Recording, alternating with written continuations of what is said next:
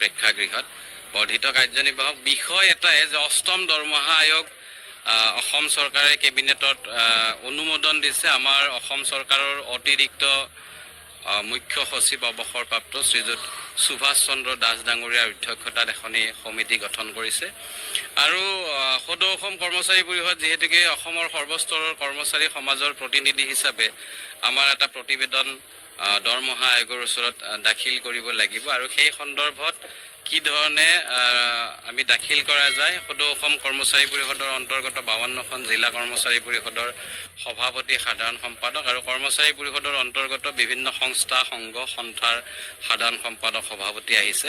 তেখেতসকলৰ বিভাগীয় যি দাবী আৰু বিভিন্ন জিলা পৰ্যায়ৰ যি সমস্যা এই সমস্যাসমূহ এই দাবীসমূহ অষ্টম দৰমহা আয়োগৰ ওচৰত কি ধৰণে দাখিল কৰা হ'ব সেই বিষয়ত সকলোৰে পৰামৰ্শ বিচাৰি আলোচনাৰ বাবে আজিৰ এই সভা অনুষ্ঠিত কৰা হৈছে আৰু ইতিমধ্যে আজিৰ সভাত বিভিন্ন জিলা পৰ্যায়ৰ বিভিন্ন বিভাগীয় সংস্থা সংঘ সন্থাৰ বা বিভিন্ন শিক্ষক সংগঠনৰ সন্মানীয় সভাপতি সাধাৰণ সম্পাদকসকলে তেখেতসকলৰ মত ব্যক্ত কৰিছে। তেখেতসকলৰ বিভাগীয় যি দাবী বা সপ্তম দৰমহা আয়োগত যিসমূহ আখুৱা এই আখুৱাসমূহ যাতে অষ্টম দৰমহা আয়োগত ৰৈ নাযায় সেই সন্দৰ্ভত বিতংভাৱে পৰামৰ্শ আগবঢ়াইছে। সকলোৱে খুব সুন্দৰ সাৱলীল আলোচনা হৈছে আৰু আমি আশাবাদী যে আলোচনাৰ অন্তত আমি সকলোবিলাক একত্ৰিত কৰি আমি এখন দাবী চনত প্ৰস্তুত কৰিম। অসমৰ যি অষ্টম দৰমহা আয়োগ এই আয়োগক আমি এই প্ৰতিবেদন দাখিল কৰিম আৰু আজিৰ সভাৰ পৰা এটাই বাৰ্তা এটাই দাবী এটাই আহ্বান যে অসম চৰকাৰৰ অধীনস্থ সকলো শিক্ষক কৰ্মচাৰীৰ যি দৰমহা সংশোধনীৰ ব্যৱস্থা এই অষ্টম দৰমহা আয়োগৰ জৰিয়তে হ'ব আৰু আমি বিচাৰিছোঁ যে এই সংশোধিত দৰমহা 1 জানুৱাৰী 2026 পৰা যাতে কাৰ্যকৰী হয়। কাৰণ কিয় সপ্তম দৰমহা আয়োগ আমাৰ 1 জানুৱাৰীৰ পৰা হ'ব লাগিছিলে, 1 এপ্ৰিলৰ পৰা হৈছে, 3 মাহ আমাৰ কৰ্মচাৰী সমাজ বঞ্চিত হৈছে আৰু আমি সকলোৱে জানো যে সৰহ সংখ্যক মানুহৰে জন্ম তাৰিখ ডিচেম্বৰ জানুৱাৰী ফেব্ৰুৱাৰী মাৰ্চৰ ভিতৰত থাকে অফিচিয়েলি গতিকে ৰিটায়াৰমেণ্টৰ সময়টো জানুৱাৰী ফেব্ৰুৱাৰী মাৰ্চৰ ভিতৰতে বেছি হয়। গতিকে জানুৱাৰীৰ পৰা এফেক্টটো নাপালে কোনো কাৰণত সেই মানুহখিনি অষ্টম দৰমহা আয়োগৰ লাভালাভ নাপাব। গতিকে আমি অসম চৰকাৰক আৰু দাবী জনাইছোঁ আৰু বা অনাগত দিনতো পে কমিশ্যনক দাবী জনাম যে এই যি অষ্টম দৰমহা আয়োগৰ যি প্ৰতিবেদন বা পৰামৰ্শ বুলি এই পৰামৰ্শ বুলি 1 জানুৱাৰী 2026 পৰা যাতে দৃঢ়ভাৱে কাৰ্যকৰী হয় আৰু সপ্তম দৰমহা আয়োগত বিভিন্ন বিভাগীয় পৰ্যায়ত বহুত আখুৱাহ ৰৈ গৈছে। বিশেষভাৱে আমাৰ কেজুৱেল মাষ্টাৰ ৰোল ফিক্স পেকে ধৰি বিভিন্ন ডিপাৰ্টমেণ্টৰ বহুত আখুৱাহ ৰৈ গৈছে।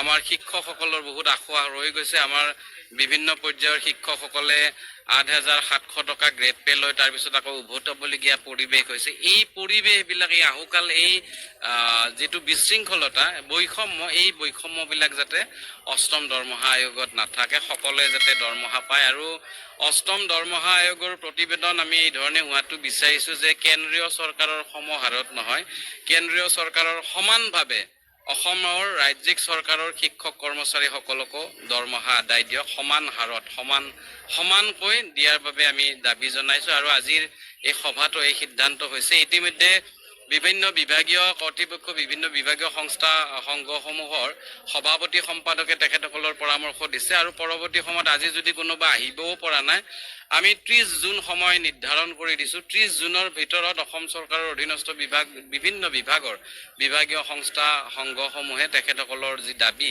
তেখেতসকলৰ যি পৰামৰ্শসমূহ লিখিত আকাৰত সদৌ অসম কৰ্মচাৰী পৰিষদৰ পাঞ্জাবাৰীস্থিত যি কাৰ্যালয় আছে এই কাৰ্যালয়ত জমা দিব আৰু এইকেইদিন যিহেতুকে ইলেকশ্যনৰ বতৰ ইলেকশ্যনত লৈ সকলো কৰ্মচাৰীসকল আমি ব্যস্ত থাকিম।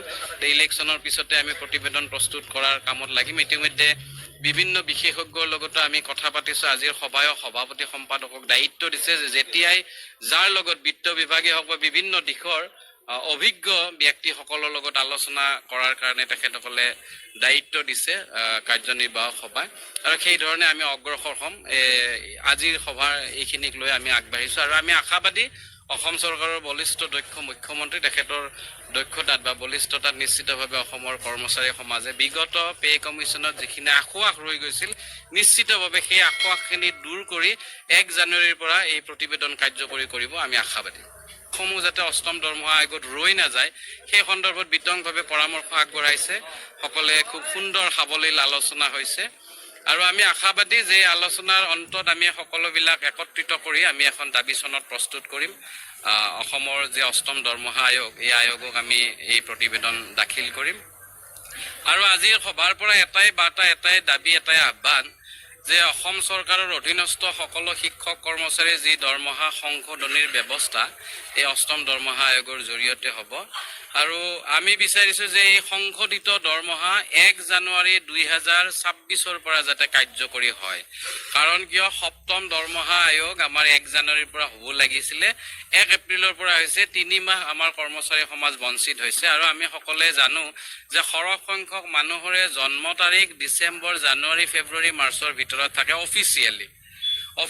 গতিকে ৰিটায়াৰমেণ্টৰ সময়টো জানুৱাৰী, ফেব্ৰুৱাৰী, মাৰ্চৰ ভিতৰতে বেছি হয়। গতিকে জানুৱাৰীৰ পৰা এফেক্টটো নাপালে কোনো কাৰণত সেই মানুহখিনি অষ্টম দৰমহা আয়োগৰ লাভালাভ নাপাব। গতিকে আমি অসম চৰকাৰক আৰু দাবী জনাইছোঁ আৰু বা অনাগত দিনতো পে কমিশ্যনক দাবী জনাম যে এই যি অষ্টম দৰমহা আয়োগৰ যি প্ৰতিবেদন বা পৰামৰ্শ বুলি, এই পৰামৰ্শ বুলি 1 জানুৱাৰী 2026 পৰা যাতে দৃঢ়ভাৱে কাৰ্যকৰী হয়